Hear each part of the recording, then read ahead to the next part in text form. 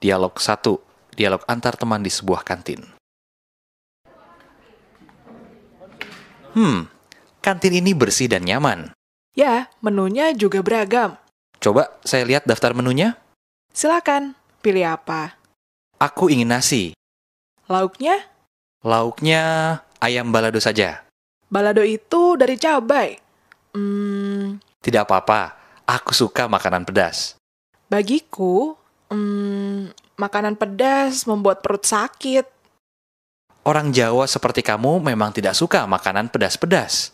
Sebaliknya, kamu sebagai orang Padang tidak suka lauk manis, bukan? Ya, benar. Kamu sendiri mau pesan apa? Kali ini, aku ingin makan bubur khas Manado. Makanan itu gurih ya? Ya, ada rasa gurih dan manis. Sedikit pedas karena bumbu merica. Sekarang untuk minum, pilih apa? Jus alpukat? Mahal. Harganya Rp15.000. Jus durian. Harganya Rp20.000. Aku teh manis saja. Cuma Rp5.000. Aku sama, teh manis. Soal menu nasi tadi, aku tidak jadi memilih balado. Mengapa? Aku juga mau mencoba makanan khas daerah Indonesia Timur. Oh ya, jadi ganti pesan apa? Coba coto Makassar saja. Baik, jadi coto, bubur Manado, dan 2 teh manis. Mas, ini pesanan kami. Dialog 2. Antara dua orang tua di lingkungan rumah. Sebagai orang tua, saya merasa gusar dengan tayangan di media TV. Tidak hanya Anda, saya juga risau dengan dunia pertelevisian sekarang. Saya lihat anak saya suka meniru adegan kekerasan dari sana. Anak Anda laki-laki atau perempuan? Anak saya perempuan. Ia suka menampar adiknya sendiri. Anak saya laki-laki juga mulai berperilaku keras seperti itu. Ya, kita patut bersedih. Bagaimana generasi muda kita nantinya? Selain tayangan kekerasan, tayangan berbau porno juga menyedihkan. Memang, sekarang pemunculan pornografi sudah tidak wajar. Ya, hampir semua acara televisi, mulai dari film, sinetron, berita, sampai tayangan musik, semua mengarah ke pornografi. Betul. Sulit memperoleh tayangan televisi yang cukup layak ditonton anak. Akibat tayangan pornografi itu, anak-anak menjadi terlalu cepat matang sebelum waktunya. Sebagai orang tua, kita sangat berharap agar pertelevisian nasional senantiasa mempertimbangkan moral dan keselamatan bangsa, terutama generasi mudanya. Ya, moral generasi muda kita akan rusak jika kondisi seperti ini berlanjut. Mereka, pihak dan insan pertelevisian harus mendengar keprihatinan kita. Bagaimana kalau kita melakukan unjuk rasa beramai-ramai? Dialog 3. Antara dua orang pengacara di kantor pengacara. Kapan kasus yang kita tangani mulai disidangkan? Kita belum menerima panggilan untuk sidang. Kapan kira-kira? Kasusnya masih mengambang. Kasihan klien kita. Ya, memang. Sebagai korban, ia sangat terganggu oleh kasus ini. Saya mengerti, tetapi berkasnya masih di tangan polisi penyidik. Bukankah sudah diproses oleh jaksa penuntut? Berita acaranya dikembalikan lagi. Apakah pemeriksaannya belum selesai? Ternyata belum. Berita acara pemeriksaan masih kurang. Saya dengar keterangan ahli sudah lengkap. Belum. Yang ada baru keterangan dari ahli komunikasi dan ahli psikologi massa. Bagaimana dengan keterangan dari ahli bahasa? Penyidiknya tidak memanggil ahli bahasa. Kelihatannya mereka kurang becus. Maklum, penyidiknya masih junior. Tetapi barang buktinya sudah jelas, berupa tulisan dalam media massa. Kasus pencemaran nama baik ini tentu terkait erat dengan masalah bahasa. Saya yakin mereka akan segera memanggil ahli bahasa. Apakah mereka juga lupa memanggil ahli hukum pidana? Tidak, Pemeriksaannya malah yang pertama. Apa langkah kita untuk mempercepat proses kasus ini? Saya akan mendesak penyidiknya. Sebaiknya begitu. Hari Kamis lusa, saya ke kantor polisi. Tetapi sebelumnya, Anda temui dulu klien Anda.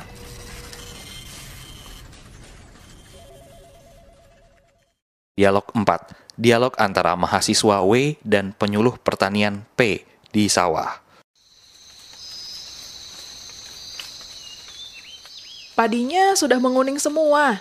Tampaknya para petani di sini berhasil. Ya, mereka akan panen raya sekitar 3 hari lagi. Bapak membina petani di sini sudah lama. Sudah cukup lama. Saya ingin bertanya, kalau Bapak tidak keberatan, Silahkan, saya senang ada mahasiswa seperti Anda yang tertarik dengan pertanian di sini. terima kasih. Apakah padi ini termasuk jenis unggul? Ya, ini varietas unggul tipe baru yang pertama. Namanya Fatmawati. Fatmawati, seperti nama orang? Ya, untuk mengabadikan nama Ibu Fatmawati, istri proklamator kita. Jenis padi ini dilepas pada Hari Pangan Sedunia beberapa tahun lalu.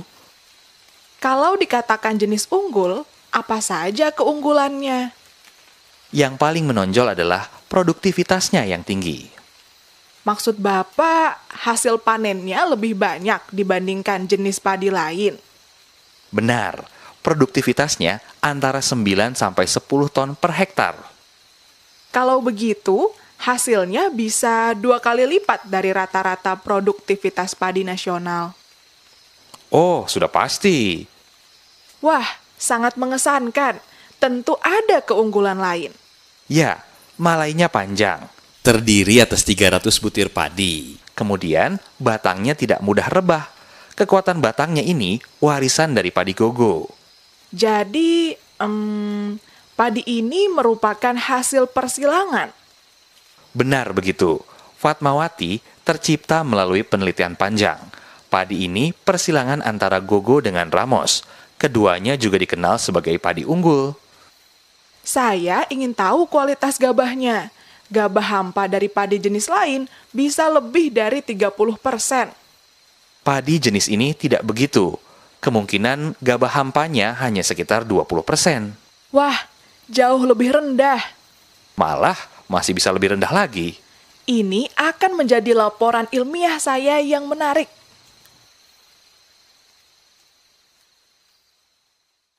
Monolog 1. Pengumuman di Taman Wisata.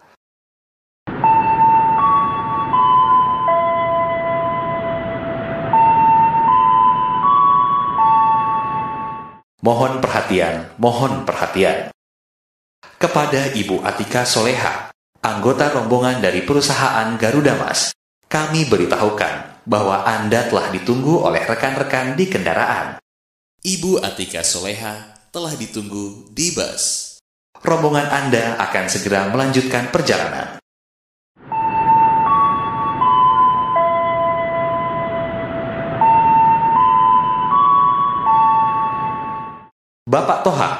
Bapak Toha dari Bandung diharap datang ke kantor pelayanan informasi.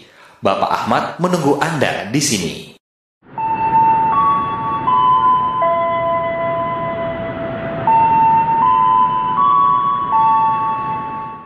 Kami mohon perhatian pengemudi sedan bernomor polisi B3317CA. Mobil Anda harus segera dipindah karena menghalangi jalan.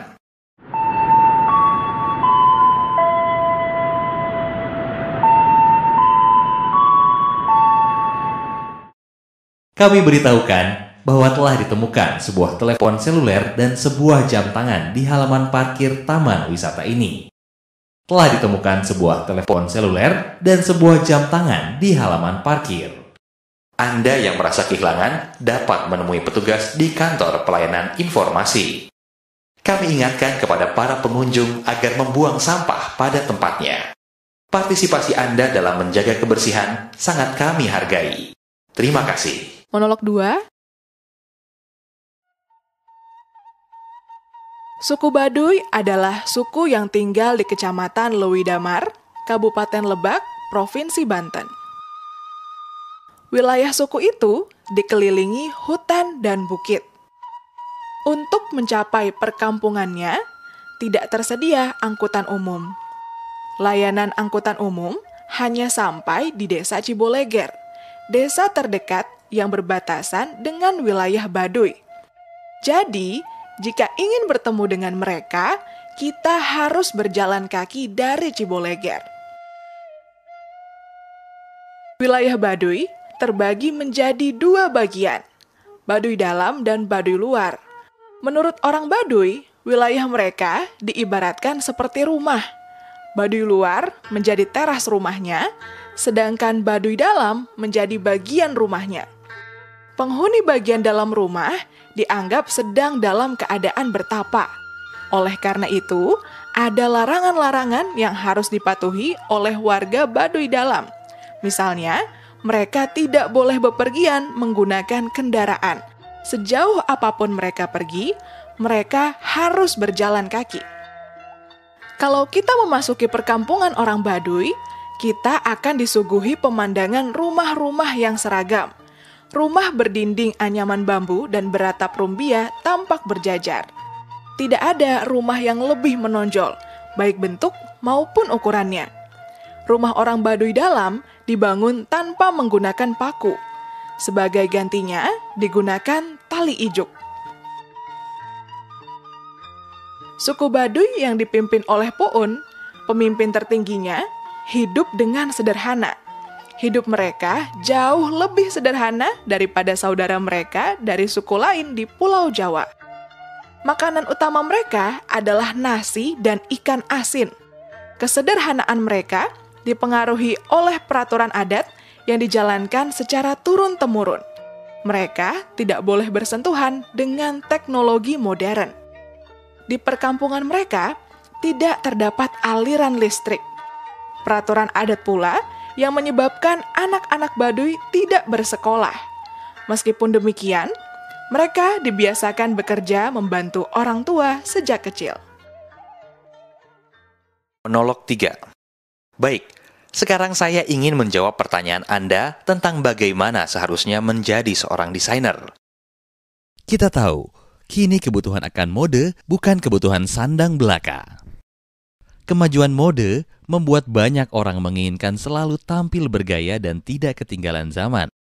Tidak mengherankan apabila orang memburu busana-busana karya perancang terkenal.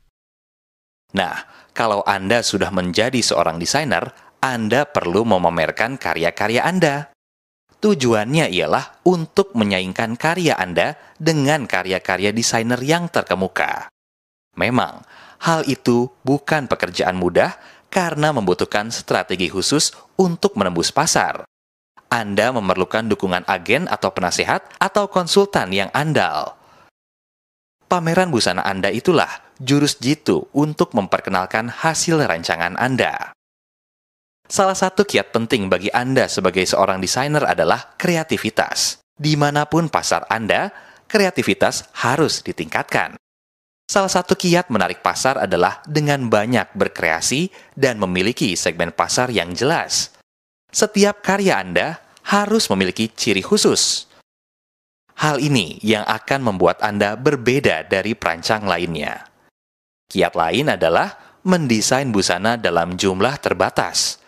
Banyak orang yang senang bila baju yang dipakainya hanya dimiliki dirinya saja. Dengan mengeluarkan rancangan dalam jumlah terbatas, harga baju Anda akan semakin mahal. Monolog 4. Saudara, dunia ilmiah kita baru saja dikejutkan dengan penciptaan jenis lem baru yang super kuat. Ide ini diambil dari kehebatan cecak. Apa kehebatan pada cecak? Ternyata, saudara, pada kaki cecak terdapat bulu-bulu keratin, masing-masing berukuran di bawah 1 mikron. Setiap ujung bulu, apabila bersentuhan dengan dinding, akan menghasilkan gaya ikat sekitar 10⁻⁷ Newton. Gaya ini berasal dari gaya van der Waals. Semua benda akan mempunyai gaya ini apabila didekati benda lain. Gaya pada satu bulu itu tampaknya kecil, tetapi telapak kaki jejak mengandung jutaan bulu seperti ini. Jutaan bulu itu dapat menghasilkan gaya sebesar 10 Newton setiap 1 cm persegi. Gaya itu cukup untuk melekatkan jejak pada dinding, bahkan pada langit-langit. Setelah terinspirasi oleh kehebatan jejak itu, tim peneliti dari sebuah universitas di Inggris bereksperimen membuat bulu-bulu halus polimer pada permukaan lilin. Gaya lekat setiap bulu buatan itu hampir sama dengan gaya satu bulu pada telapak kaki jejak. Bahan polimer yang dipilih itu amat lentur, kuat, dan mudah dibentuk. Lem buatan itu telah diuji dengan menggunakan boneka seberat 40 gram. Ternyata, dengan menggunakan lem itu, pada luas permukaan 0,5 cm persegi, boneka itu dapat menempel dengan kuat. Bahkan, pelepasan dan penempelan ulang dapat dilakukan. Saat ini, sedang dikembangkan penggunaan bahan polimer lain untuk meningkatkan usia pakai serta frekuensi pelepasan dan penempelan ulang lem buatan itu.